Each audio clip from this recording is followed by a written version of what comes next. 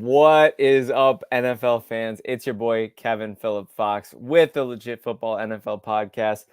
And yeah, we do have a scab producer, Adrian Revito, on the show, which is why if there's any technical difficulties, you can blame him. But don't worry about it. He's here. You can tell him yourself how much you absolutely despise him, Adrian. How the hell are you, brother?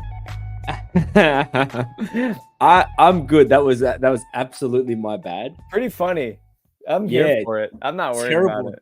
You know what it was? We talked about last week when you weren't here, and I don't know how much of the show you caught, but I think the people were just missing that foxy face of yours. So I thought I'll put it up straight before the video that does the intro, and here we are. That's an absolute nightmare. Imagining my face there when, yeah. Right. If you're not getting the hard hitting analysis and the biased Buffalo Bills takes, there's really no point in having to be subjected to look at this monstrosity. Don't be silly. I spoke last week about Jimmy Ray being understanding the plight of the foxy man. I'm sure you do as well. And and it's just like I'm really the third wheel in this little trio. Oh, well, not according to Jimmy. According to Jimmy, we're all beautiful. Oh, well, hey, Jimmy Ray. Because Jimmy, there's no way you're not one of the most handsome guys I've ever seen. So don't even talk to us about looks. His people actually let him down, I think. I'm going to check now, but I pushed Jimmy I forced him actually to say that if we were to get half of the NFL Stat Twitter followers that were watching at that time to join the Legit Football, that he would go the Joe Burrow Platinum Blonde. Oh, wow. Yeah, we got some, but I don't think we definitely didn't get half. I think he's probably hoping that we fail that mission. Yeah. I think his people didn't come through for him. That's okay. You know what? And he owes them for that. He owes them for not coming through because, I think Jimmy's handsome. I don't know if he thinks he can pull it off. Okay. That's one person who thinks he could pull it off. I think it depends if the mustache and if the facial hair goes blonde as well. I think you could pull it off. Jimmy really pulls off the whole I don't do anything to maintain this facial hair, but it still looks good look. Yeah. Like you and me, we got the manicured beards. Like you could tell we put some time in on these bad boys. Yeah. I don't think Jimmy just wakes up and looks great. Yeah, that's the vibe I get from Jimmy. But sometimes those are the people who actually do the most work, believe it or not. That's fair. But without further ado, yeah, I'm coming at you from a different location. I'm actually on the East Coast right now, so it's actually 11 p.m. Late show start. We had the family pizza night. So I tried to push it earlier, but earlier in Australia for Adrian is like 3 a.m. or 4 a.m. And I'm not going to do that to the guy. He's got a kid, 1-year-old. I was up at that time. I'm not going to do that to Fabian. I want him to get his best father's. I want him to get your best version. So this is me. This is why I'm doing this. Fabian doesn't get any. What's the word? He doesn't get any doesn't get nothing on this show. I'm giving him nothing. He's been waking us up at 4:30, 5:30 every morning for the past 3 days. So you know what? I will officially, we've got so far, and the numbers are going up, but we're about 150 odd live at the moment. Kid for sale. He's for sale. Throw your offers in. I'll pay you. Yeah. Well, what's the bid starting at? How much are you offering? Wow. Pro Football Demon from left field, from way downtown, is calling us out. You know what, Demon?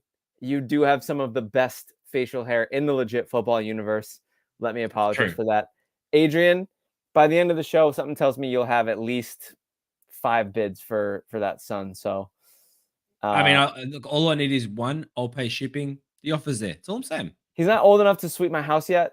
So if he was, I would put a bid in. But I do feel like you could attach a broom onesie of some sort and just let him roll around. The wheels are all the way off, and we have so much to talk about. It is preseason time, full swing. And you know what? Where else to start, Adrian, other than the fact that the Hall of Fame game was last night? Entertaining. It was actually a pretty enjoyable watch. Did you catch it? I watched most of it. I'll be honest, I didn't watch it all, and it's only because it happens when I work. So if my boss is listening to this, I watch none of it. Exactly. If he's not, I had it on my other screen, and I was absolutely keeping it on. Yeah, surprisingly interesting game. I will say that. What were your thoughts on it? Yeah, I had a great time watching it. Do you want to know my honest thoughts on it, Adrian? Tell me. You remember how I told you I wasn't going to bet on any sports besides football?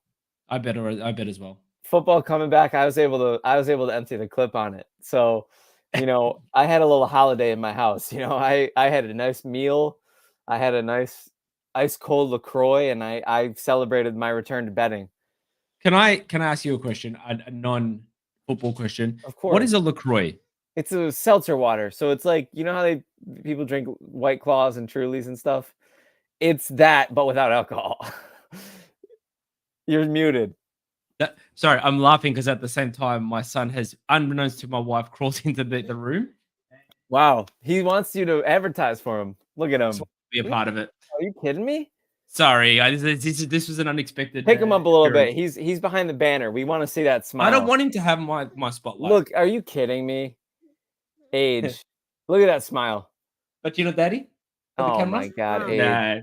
He is gonna be a ladies' man. I love you, buddy. So the return to betting, I did actually Sorry. quite the no stress. It's awesome. I always have energy for Fabian. Not you though. Yeah, understandably so.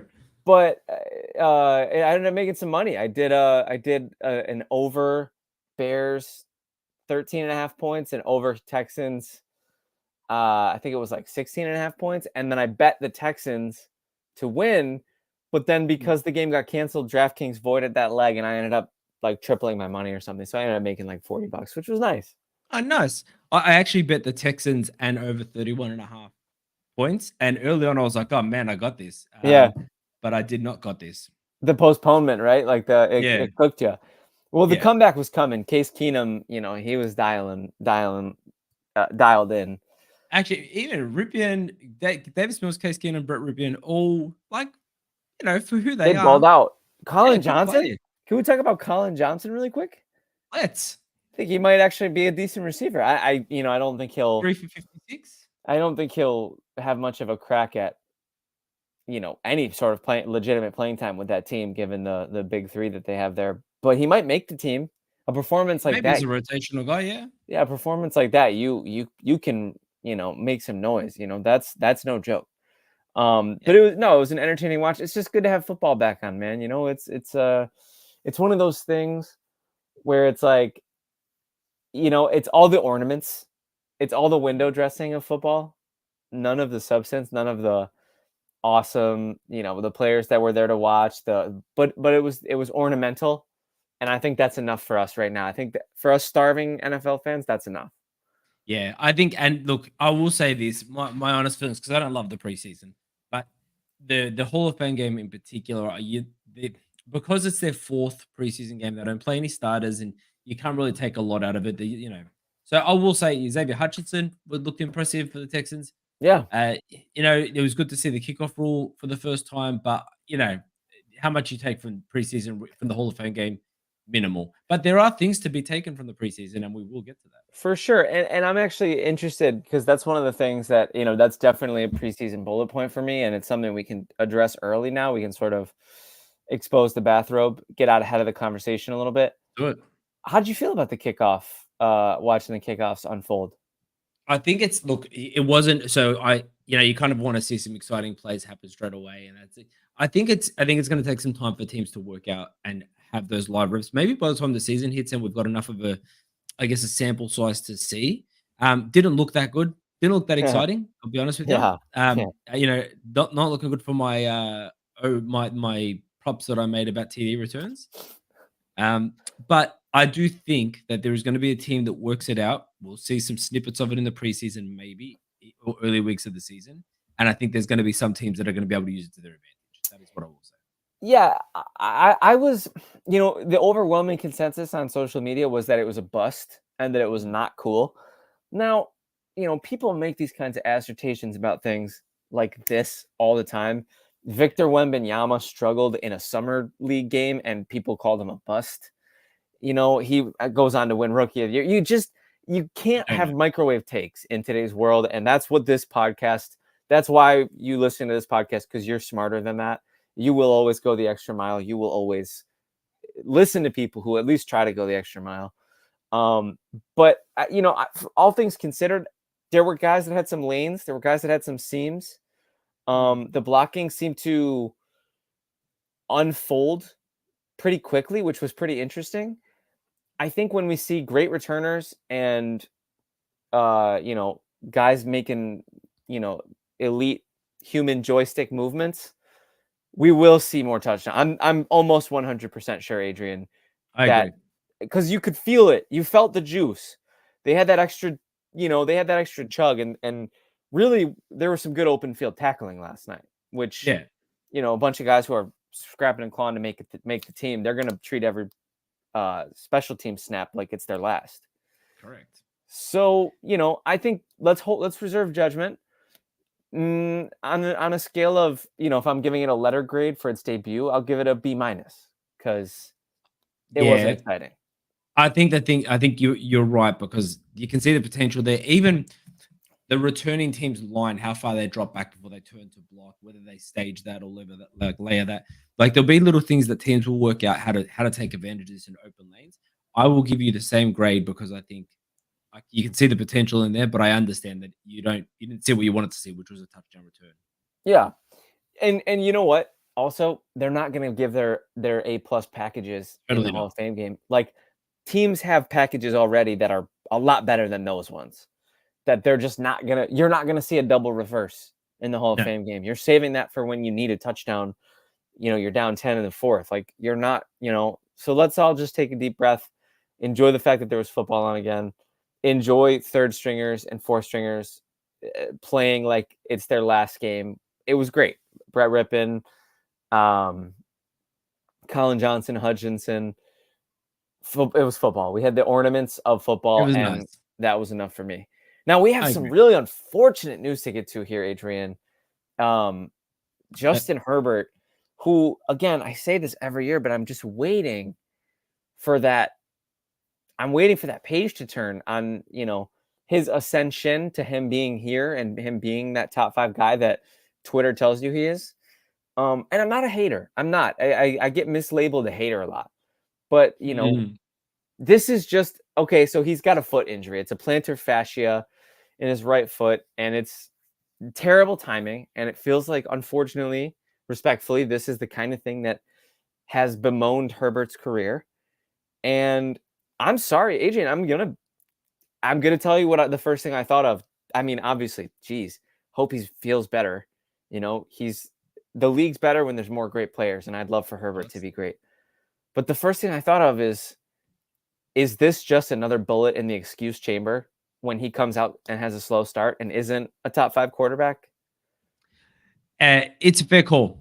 Look, I will say this. So the injury status of Herbert has been more of a recent thing. I would in his first 4 years, he was actually really durable. He had the second. I'm trying to remember the stat. It was the second longest streak among active starters of 62 consecutive starts. Like he did really well early on. And then now recently, these injuries have started to creep in, and does feel like there's always like here's the reason here, here's the reason there, or these people let him down.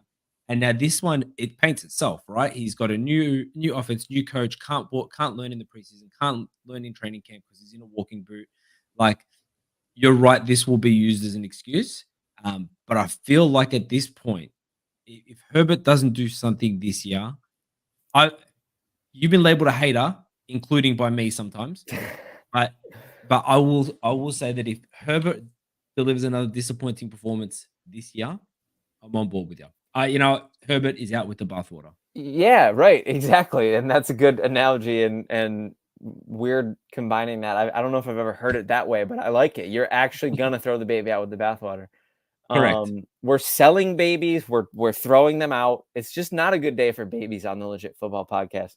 Poor losers. Um I'm sorry, guys. we miss Jimmy. He's here in spirit.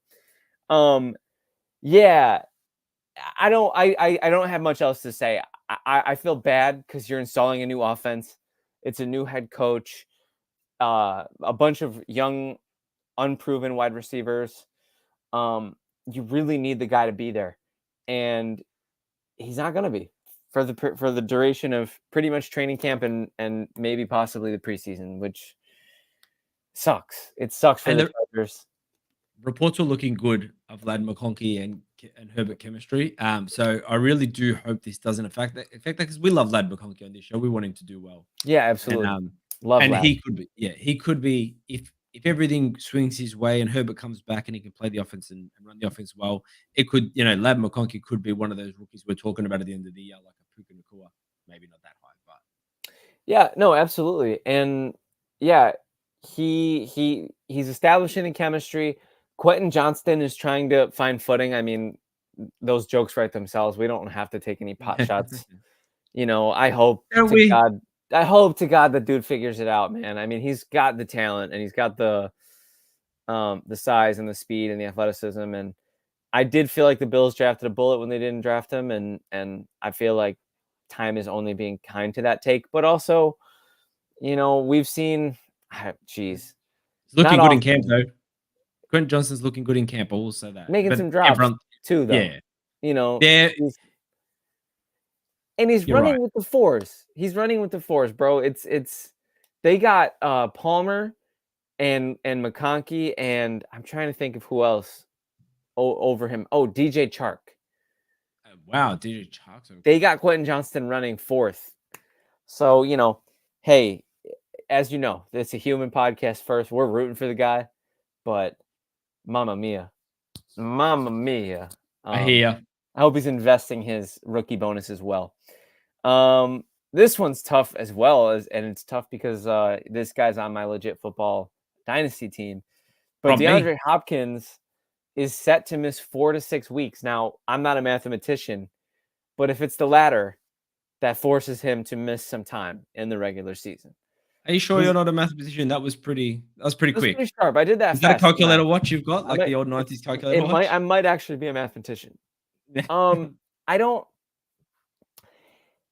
He's a veteran, right? Mhm. Wily old scrappy vet, smart player, pretty physically, he doesn't really necessarily win with his speed per se. He's kind of more of a savvy, like physical playmaker. Like, he'll win with the ball in the air. If I had a panic meter on this DeAndre Hopkins missing time, I'd probably say 4. He's already established chemistry with Will Levis. I don't think this is going to affect his game too much unless it lingers, obviously, which is probably the biggest fear. I heard it was a strain, and I recalled a calf strain really negatively impacting Joe Burrow last year well into the season. So hopefully this is different from that. But 4 on the panic meter. Adrian, what are you thinking?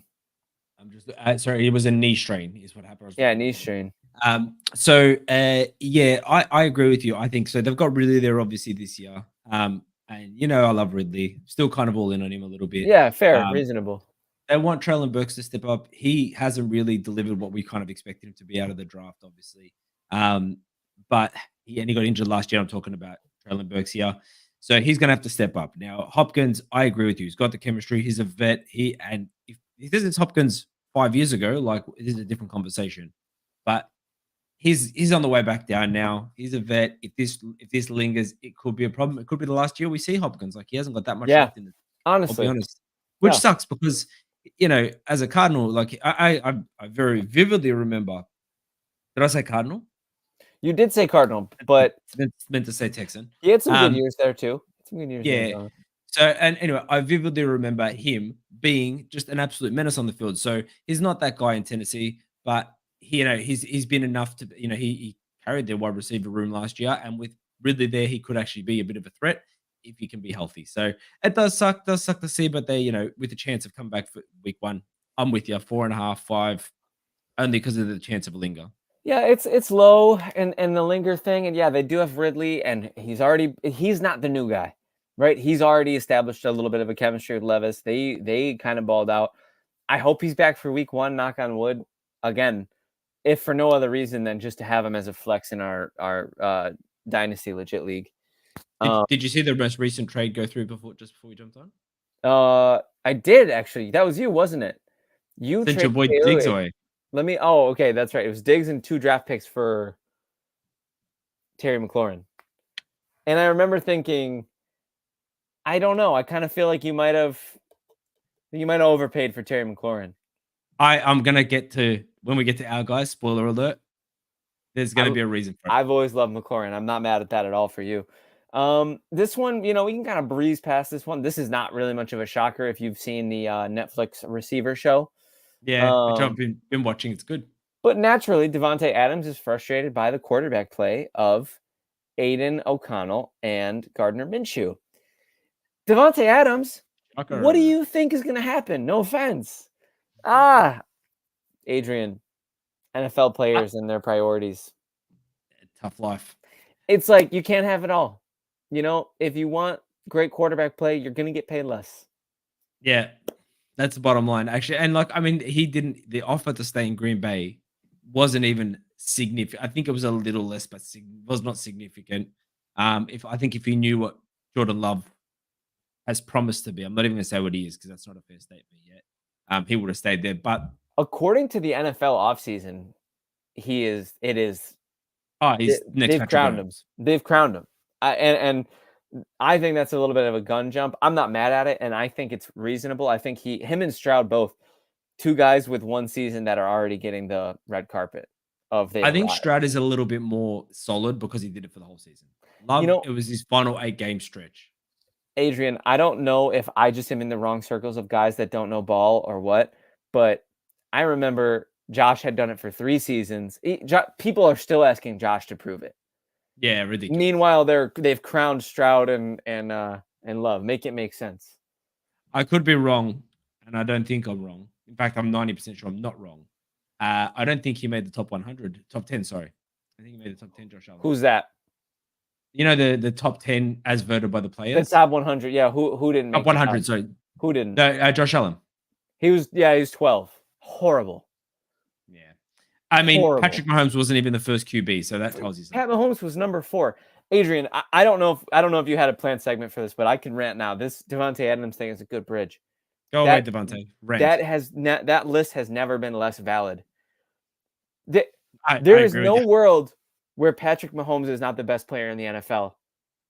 And he's not even the best QB in this list. Lamar Jackson's number 2. That's their peers. And that's why, when people say, if somebody's on an ESPN show or if they're talking negatively to, let's just say, a woman analyst, and they say, you didn't play the game, so you can't have an opinion. The people who play the game have the worst opinions. I don't ever want to hear anybody who's played football's opinion again because they don't know ball.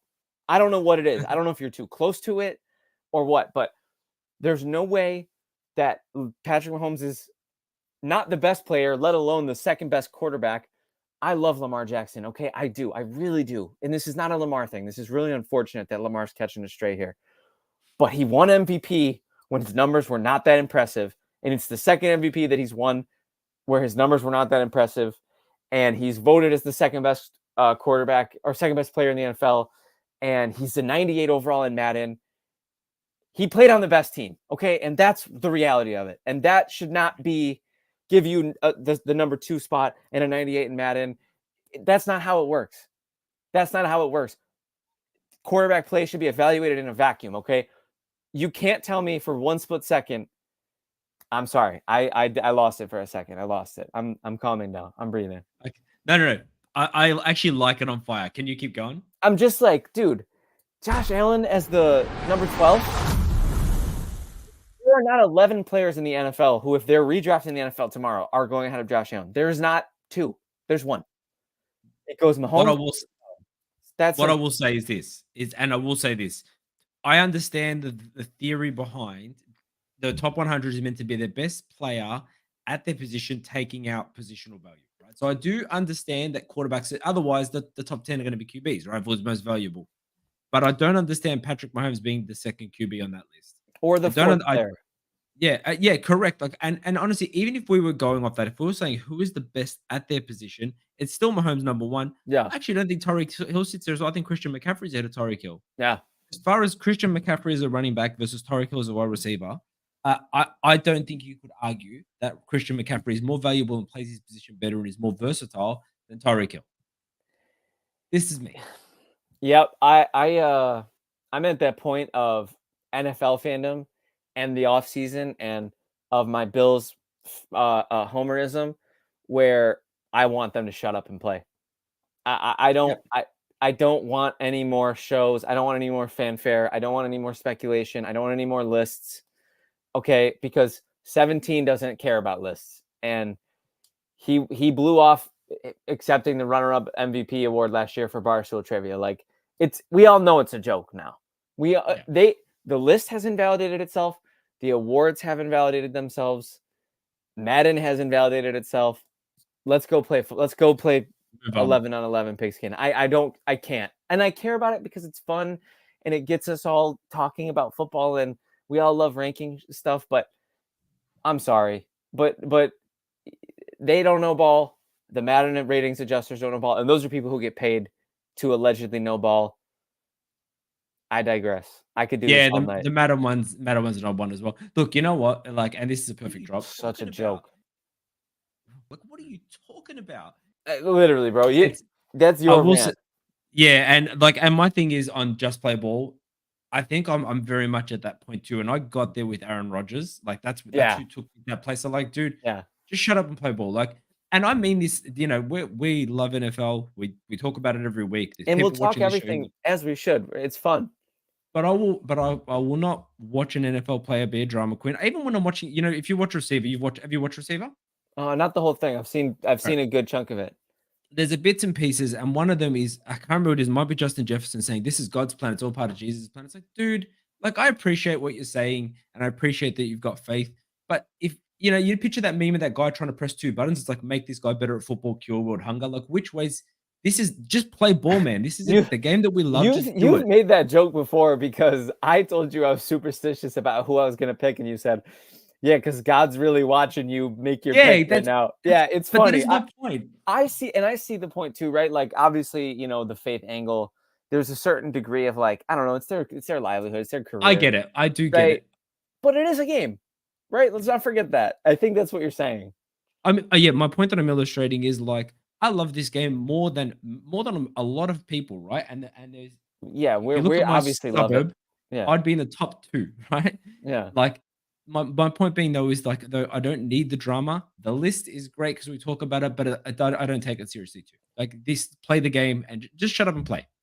And the thing that sucks is that like you really wish you could like it would be nice if there was a list you could take seriously. It would be nice if these people actually. I'm convinced that because they're so close to the product and because they're involved in the creation of the product and they're on their own team and they have their own yada yada whatever. It's salt. They're salty. Yeah. The players get a significant salt spike. Tyreek Hill has not been on a team that's won a championship since 2019. Right? Like Mahomes. Yeah. They won one in 2019 together. But nobody who's mad at Tyreek Hill right now? Apart from never mind. I was gonna make a baby mama joke. I'm not gonna do it. Yeah. We're not doing it. We're just not doing it. We're God's working on us on the legit football. It would have been a good one though. All part of God's plan. Without further ado, Adrian, we do have a main topic and we have a lot of really fun stuff to get to. So we're gonna start with preseason bullet points, or is this all just jumbled? Are we throwing our guys in there? Well, I've got a separate one for our guy. Everyone for our guys. But if we want to do it all together, you know what? We're building the plane as we fly it. Oh yeah. As we always say. So I'll let you kick it off with your preseason bullet point number 1, good sir. All right. So my preseason bullet point, or the way I tackled this, and we may have done this differently. I tackled it from like what is important to watch. Like what are you watching that matters, and that is going to have a material impact on the regular season.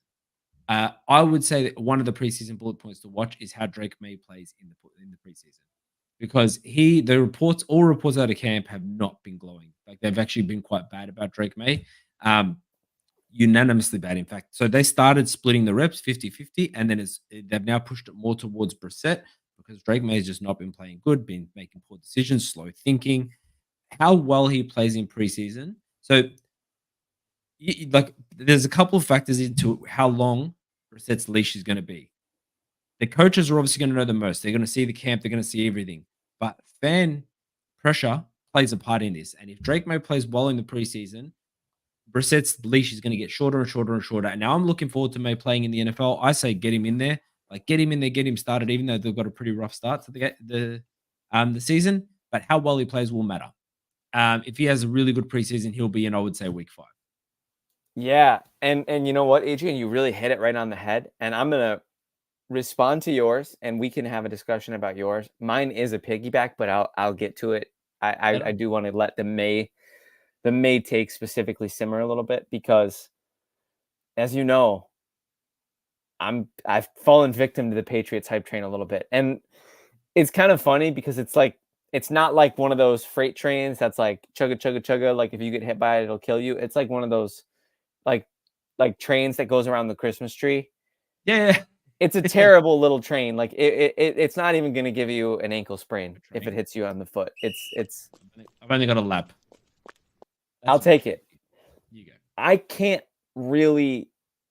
I don't think I can stand on that anymore. I think I have to let. I think I have to let my affinity for what the Patriots were building die, because the vibes are bad. And Yeah. I think a big part about, and I the teaser, I was actually fully ready to make them my offseason darling team. I was actually fully ready to just do it. I wouldn't allow it. I actually wouldn't allow it. I have I'd gotten veto to it. a point where I think I have to denounce them publicly before the offseason darling show. I'm still pulling for them, which is so weird. Ew, I need a Tums. There's still a sick part of me that's like, oh, come on, like let's see what happens. Like, oh, 49ers faithful, what's popping, Shut up, dude? man. There's still a sick little part of me that's like, I want to be right, so I'm gonna root for them a little bit.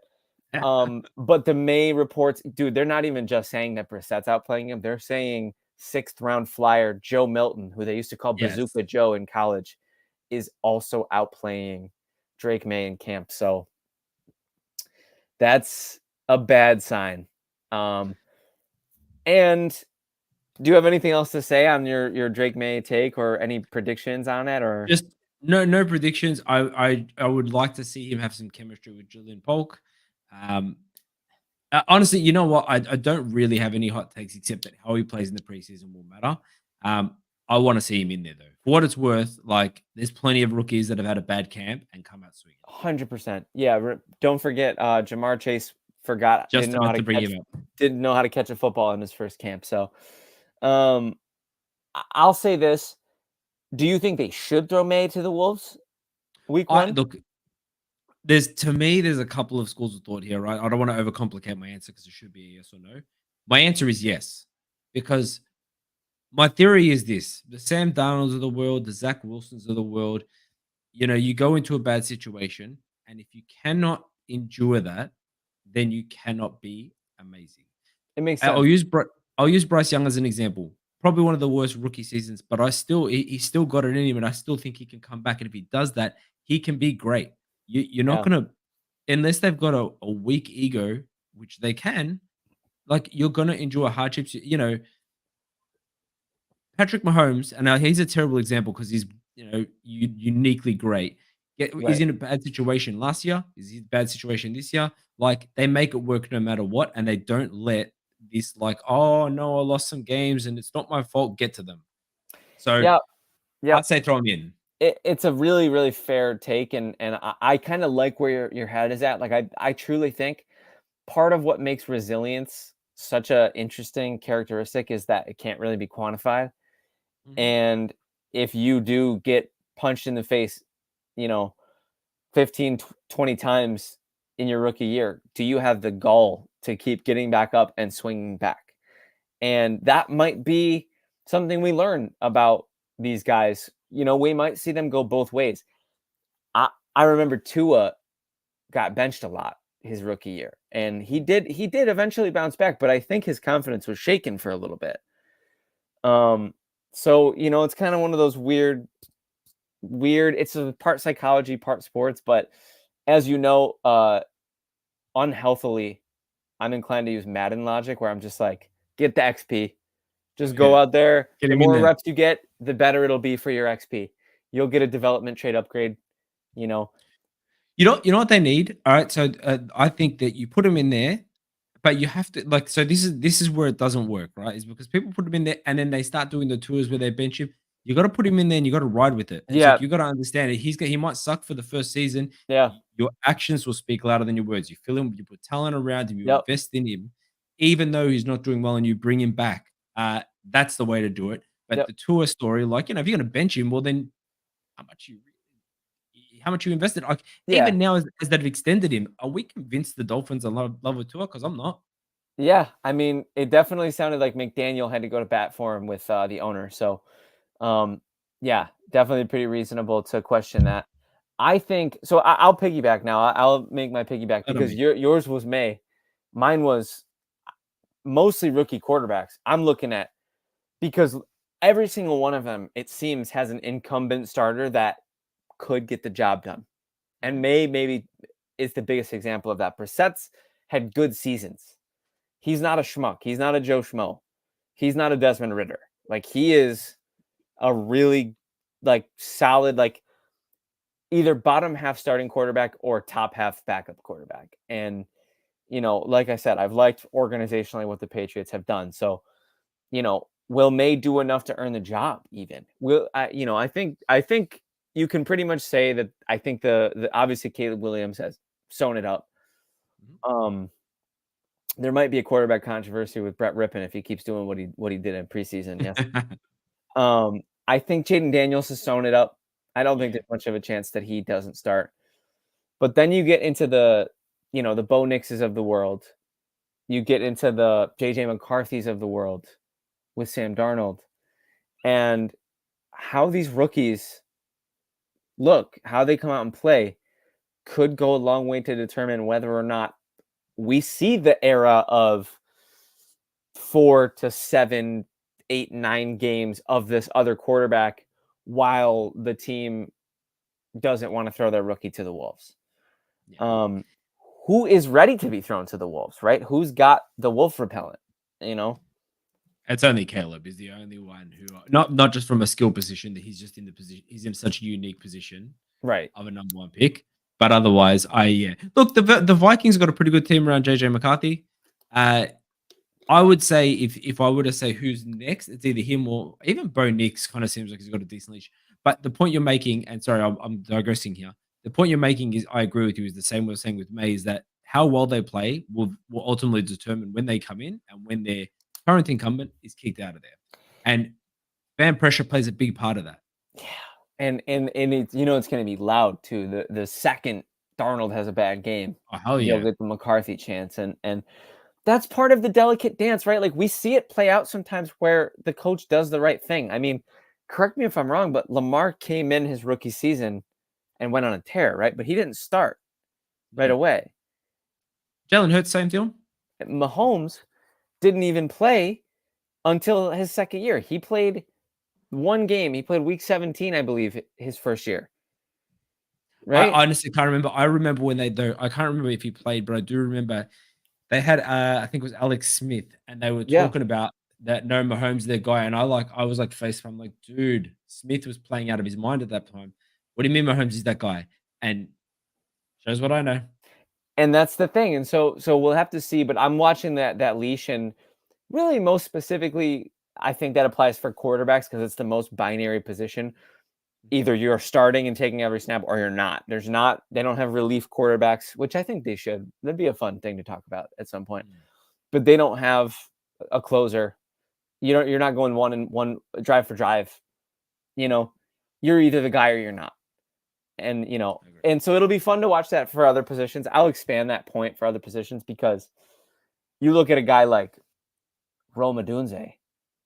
Is he gonna play his way onto the field in two receiver sets when the guys ahead of him are the $160 million man DJ Moore and one of the greatest slot receivers we've ever seen in Keenan Allen? Or is Rome Odunze, the ninth overall pick, gonna ride the pine for 60% of the game? It's Very gonna good be the question. case. It's gonna be the Very, case for all the players. So rookie watch. That's you know, my it's an biggest interesting bullet. one as well. Actually, I think Spencer Rattler is an interesting one as well because he's Derek Carr. He's still the starter, and Mm, we love Derek. We've Derek Carr truthers on this show, but yeah, I me. don't think he's. I'm the Derek Carr truther. But I've always said he's played better than people have given him credit for, Yeah, he and I gets would dogged and on for yeah, sure. and I think though if Spencer Rattler has a good preseason, I like they're already the car Saints the juju. You said bad feels before about Patriots. The juju at Saints camp has been terrible for the past 12 months. Yeah. I mean, even last year, it was just gross. Like even when they were winning, it was gross. So if Spencer Rattler plays good, it's going to be questionable. And you know what? It's a popular drumbeat among analysts and football watching friends of mine. Spencer Rattler, he's got a hive that can't be denied. The And Rattler Hive for sure. when you that's actually got a good ring to it. Yeah, and when you have the athletic traits that Spencer Rattler has, if there's one thing that I love more than Derek Carr, it's traits. You do. And You so love a traits I guy. love The Rat traits. Pack. The Rat Pack He's is what it should be. The Rattler the Pack. Rat Pack. I That's like what it it. should be. I could rock with that. The Rat Pack, but it's with two T's. Yeah. There's so much to watch, and so that's really my big bullet point. I'll let you go if you have any more bullet points. I have one more point that kind of talks back to one of our previous news items. So AOC Gardner Minshew, there's been problems there, right? So this is where I'm going to put a bit. This is a bit of a stretch, but I'm going to put a spin on it. Devonta Adams is unhappy. We know that. The trade deadline is week 9. We know that. We know that if Devonta Adams is getting poor quarterback play, and on top of that, if the media is hammering these QBs from the start, that Devonta Adams is going to want out of the building. So Yeah. the preseason to see that battle play out and who's going to be better, because this is the reason I wanted to do this. Can I give you a quick? This is a speed round, right? This is their first 9 weeks. You say win or loss for the Raiders. Okay. Ready? Yep. Chargers, Win. Ravens, Loss. Panthers, Win. Browns, Loss. Broncos, Win. Steelers, Loss. Rams, Loss. Chiefs, Loss. Bengals. Loss. Now you tell me they couldn't start 2-7 or 3-6. Definitely could. But I think 3-6. I was maybe a bit generous with some of those. I was trying to kind of be bold a little bit just for the sake of the argument, but Yeah. the wiggle room is not there.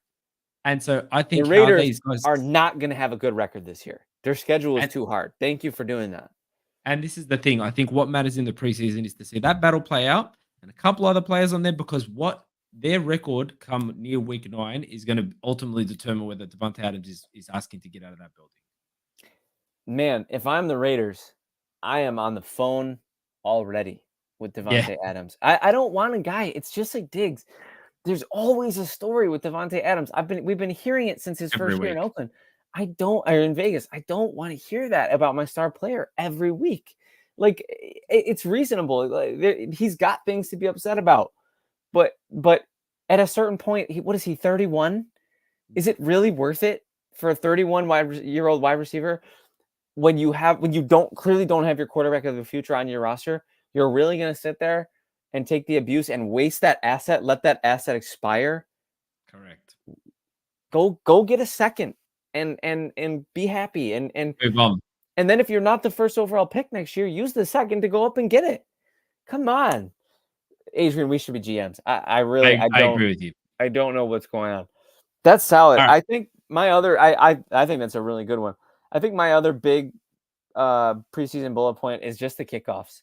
I know we're not going to see the fancy plays and the tricks and the reverses and the blocking schemes and yada yada, but let's just learn it mechanically. I told my mom, we're watching the game together. My mom loves watching football mostly because of Josh Allen. She watched me suffer a long time. She always told me when I was like, crying in my room, kicking and screaming about the Bills sucking, she'd be like, Kevin, you can switch teams if you want. And I said, no, Mom, trust me. Like, that's not how it works. Like, yada, yada. But you're a loyal fan. If you gotta be, you have to be. But so now she sees Josh Allen. She's like, oh, sports are fun. And this guy's hot.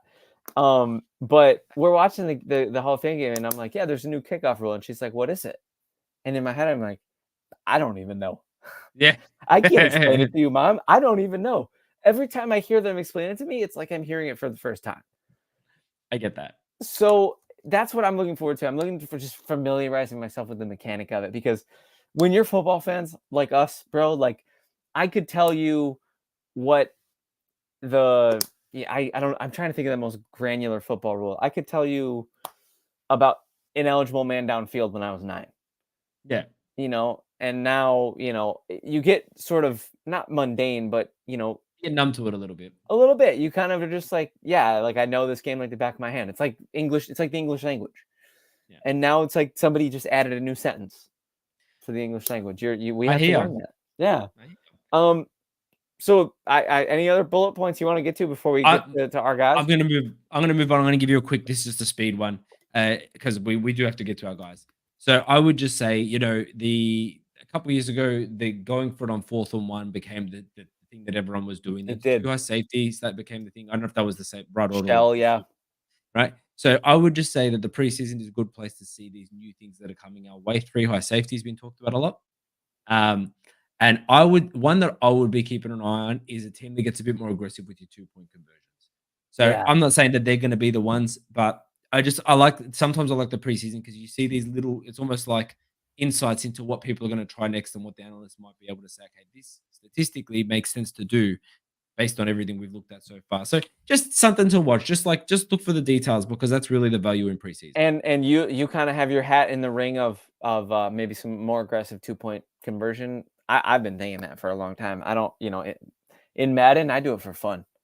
Oh, yeah. Score the first touchdown of the game, go assert your dominance. Go for 2. Adrian, I think it's heavy personnel. I think heavy personnel and what is it? Not 11. Is it 11 personnel where there's 2 tight ends, or is it? No, it's 12.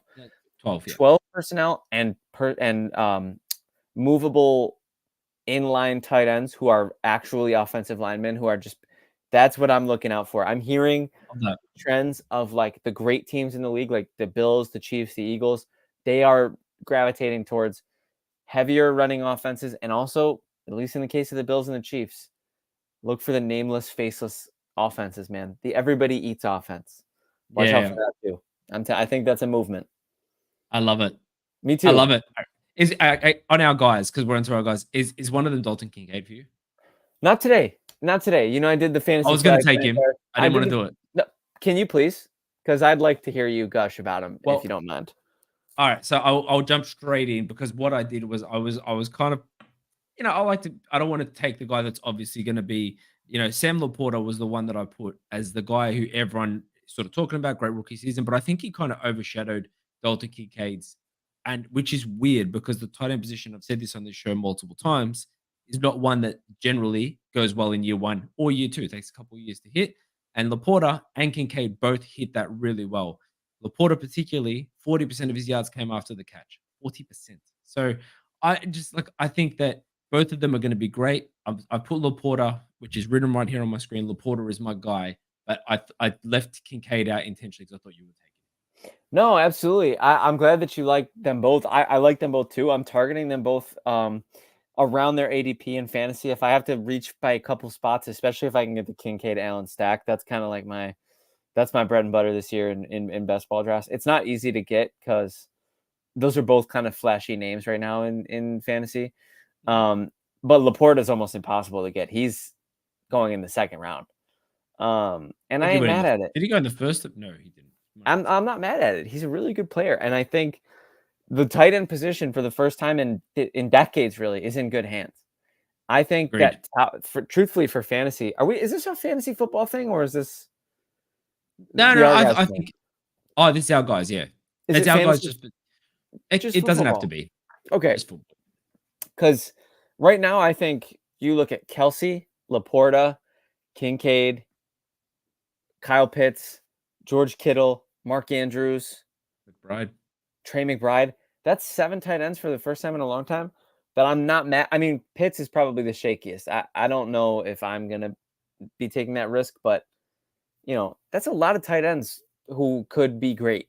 And that's usually in fantasy. It's like you got your 2-3 guys. You got your Kelsey, your Kittle, and that's it, really. But it feels like the position's kind of opening up a little bit. Yeah, look, McBride screams, not McBride, sorry, Pitt screams, I'm ready to be hurt again.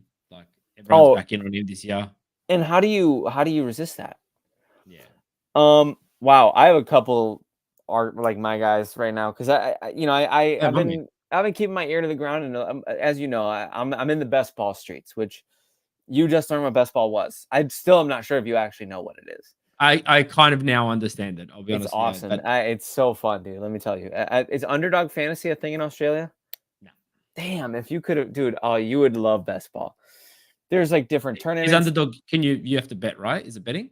It's money, but it's like DFS. It's. I'll text you Yeah, the I'd be happy to bet, but it's just I probably can't from Australia. yeah. We'll see. We'll see because it's so fun. Um, but like there's different prize pots. There's like different types of competitions. Like um, I'll say this. I'll say this. I'll go in order of how strongly I feel about them. This is a name I haven't been shy about on the show. This is a player way back in my days with McFadden, who ever since I first saw the way he played and the way that he won, I thought that guy's cut out for this. That guy's cut out for this business. And it's been years. And I think this is his chance to have the biggest role yet. And I'm talking about Rashid Shaheed. I Good, just good call. love his game. He's a deep threat. He's fast. He gets open. You know, he's the kind of player who, you know, they catch bombs. So you're like, oh, they're boom bust. They're a deep threat. But he's a good receiver. He can make guys, he can get open. He can make the 20-yard out catch. Like he's not just, I mean, yes, he's a burner, and that's what he'll be known as, and that's good. But don't have blinders on just because he's small and fast. Rashid Shaheed offers a lot for fantasy and for real NFL football. I think he'll be a weapon for the Saints. I think we'll be talking about him in a new tier after this season. Could have like a I've Nico Collins-esque jump. I've said multiple times that behind Olave, the Saints wide receiver room is just wide open. Mm-hmm. So I like it. He's a good guy to pick, and you have spoken highly of Rashid Shaheed. I like it. He's good. He's a good player. He's got a lot going for him. It's hard to not see him as just the burner, though. It is, right? That's kind of a weird thing that we do psychologically. And then this guy, I'll go into my next one and then I'll let you close Please. out or do a couple more. My next one's almost the inverse of that. He's not seen as a burner. He's kind of seen as a slot guy, but he can burn. And I'll give you a two pack because I got two that are very similar, but I'm gonna go with the one that the one that I love the most because he's a Buffalo Bill. I'm talking Ha! about Mr. Khalil Shakir. I want my flag planted in Oh Khalil Shakir. boy. I love him. I love his game. Adrian, I went to Bill's training camp yesterday. So Let you me got a tell ticket? you, I got a ticket. It was tough. You saw me scrounging the internet, huh? I got a So ticket. My boys at Cover One Buffalo, shout out to Cover One. They hooked it up for me. But Kay Adams was there. That was pretty cool. Big fan of hers. nice. Um, and I'll tell you what. Oh darn, I might have just blown it. I mean, yeah, it's Khalil Shakir for sure. He's incredible. But dude, Coleman looks Looking good. good? Coleman's having Really? a great camp, man. Him and Josh Allen have crazy chemistry, and he's so entertaining. He was jumping over, you know, those. This is a little fun fact. I haven't seen this on the internet. This might just be from my eyes only, but you know those tackle dummies that they like hit as hard as they can. He Yep. was like leapfrogging those. Yowza. Yeah, he's a freak And they're athlete, tall. They're not nothing. dude. He's 6'3", two something. He's 20 years old. He's gonna get bigger. He's gonna put some muscle on his frame. He's already out muscling DBs. He's already the red zone weapon, dude. I think he could get 8 touchdowns this year. I'm still I, going to I stick with Shakir as my pick. It's both. I mean, it's the two pack. I love them. I had Keon Coleman to someone to watch in the preseason as a bullet point. Again, I tend to leave the Bills takes out because we love our homer takes here, so I thought you Yeah, might pick that one. yeah. Yeah, no, he and the reports have been glowing, so I hope he's everything you want him to be. I really do. And I didn't even think. I kind of always looked at that pick not as an afterthought, but like I thought he was a nice piece. I thought he was Yeah, another. He might be. He's not Diggs. I mean, he'll never beat Diggs, but he might be T Higgins. so he's got some dog in him. Like he might be that dude. Yeah, he might have something. So I'll let you go. T I Higgins think is no joke. T no. Higgins is not like T Higgins is going to be a wide receiver one next year. You think so? I think so. I I don't think he's know. got the He skills. makes me nervous with his future, with how his health and his attitude is sort of If shaking he's out. healthy and yeah, attitude. Look, I agree. We won't go into we'll save the attitude podcast, but Yeah, if he does well this year and then hitting free agency, I think he'll be. I think someone's going to pay him a lot of money. it's on the table. It's on the table. I mean, imagine him as a Panther. Him and Deontay and Leggett. No. Probably not. Leggett probably makes T. Higgins redundant, but go ahead with your guys, bro. All right. I'm going to talk about Terry McLaurin because I just traded for Thank you. him, I need this. and I I have need a this. reason. All right. Terry McLaurin, if you had to rank him wide receiver wise, where would you put him? Even just tier. Are we talking talent? 10. Yeah. Probably put Terry McLaurin wide receiver talent. I'd probably put him. I think he's a top 12 talent in the league. All right.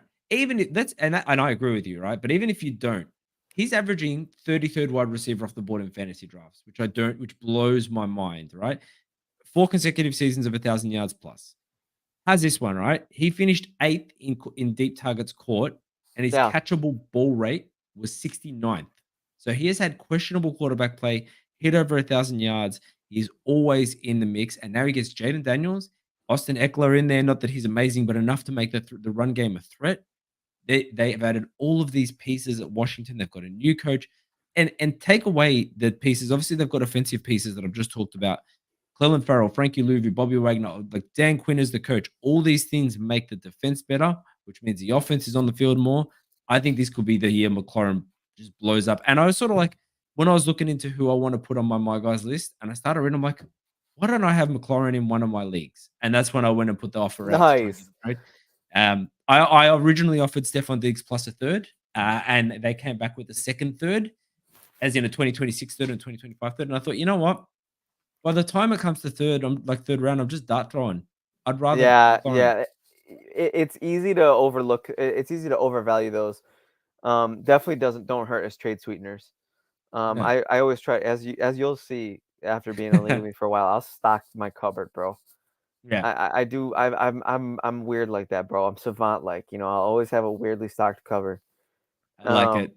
Yeah, but I love the take though. No, and McLaurin's talent is incredible, and I'll say this: I have a little bit of a harder time buying into it at the level that you buy into it, mostly because it's hard to rely on rookie quarterbacks for fantasy football production. So Yeah. I like Fair. Jaden Daniels as much as the next guy. I really do. I think he's excellent, and he's a guy who I'm targeting for in fantasy football as a quarterback himself. But it has mostly to do with the rushing upside, and it has mostly to do with the fact that the Commanders will probably be in games where they'll have to score to keep up because I don't know how great their defense is. I don't think their defense is terrible. They've built it up. They've They've added had to it. good defenses in the past recently, but they lost a lot of pieces. And Montez Sweat going hurt. yeah, and they lost Chase Young. Um, you have to always be. You always have to, but if he ends up being the wide receiver one and Jaden Daniels ends up throwing for 3,500 yards, I don't really see that happening with how much rushing I see him doing. So, a lot of the talk on the fantasy podcast I listen to have to do with the risk of having weapons who are supported by rookie quarterbacks. It's just inherently a little bit of a risk. I hear. I'm actually going to look up what his 2023 ranking was because just remember he had Sam Howell in his first year as a starter throwing him the ball. That's fair. I would guess it's between 22 and 29. 22 and 29. I guess 33. 33. So Lower than I expected it to be. I'll be yeah, honest with you. and I'm not. I wouldn't. I wouldn't take. I wouldn't try to talk you off your pedestal here. You like McLaurin, and you I should. was thinking by it. They call that a player take. You have a take about a player. So despite your better judgment or your analytical impulses, fantasy sports and sports in general and podcasting especially, it's about calling a shot. I love it. You like McLaurin, go out there, you go get him. And you did. Like, bam. Yeah, plant that sucker. I'll end it. Last one for me, it's just really kind of a throwaway because I've already talked to again about how much I like this guy, and he's on my canceled darling team, but I think people are sleeping on Pop Douglas. Wow, okay. I think Pop Douglas is a great player, and I don't think he'll go away quietly for the Patriots. I really don't. I think everybody wants to talk about Polk, and everybody wants to talk about a Baker, and everybody wants to talk about this, that, and the third. Demario Douglas, Pop Douglas, He reminds me of Cole Beasley, but faster. Yeah, okay, Like that's a good. I he actually has like that that comparison. that slot running, that route running acumen, but he's got gadget appeal. Down the stretch last year, he felt like a weekly lock for 7 catches. I think Pop Douglas, and especially if it's Drake May and they need to rely on the slot and they need to rely on the underneath passes, or they need to rely on the pop passes or the jet sweeps or the jet motions. I think he'll be that guy. And there's so many guys and there's so many mouths to feed. And Kendrick Bourne's coming off of a major injury. Juju Smith-Schuster is cooked. Well done. Yeah. You know, and those 2 rookies, they're rookies. I love Javon Baker and Jalen Polk as much as the next guy, but they're rookies. Even the best rookies take time. I think Pop Douglas he's already proven he can be. He slept on for sure. I think he slept on, man. And Douglas, Shaheed, Coleman, Shakir, mark my words, those guys are gonna be. We're gonna look back at this fantasy draft season and be like, what were we thinking? Yeah. I think I that. look. I don't have much more Pop Douglas take to add to you, but I agree that he slept on, and I think he'll be something this year for sure. I like it as a plan. I think we do have to politely. I know we're close to the end of the show, but I think politely we have to. I've only done receivers. Do you got some more guys? I got one. I've only got one guy left. He's a running back. Let it rip. So I've done a receiver and a tight end, and I've got a running back.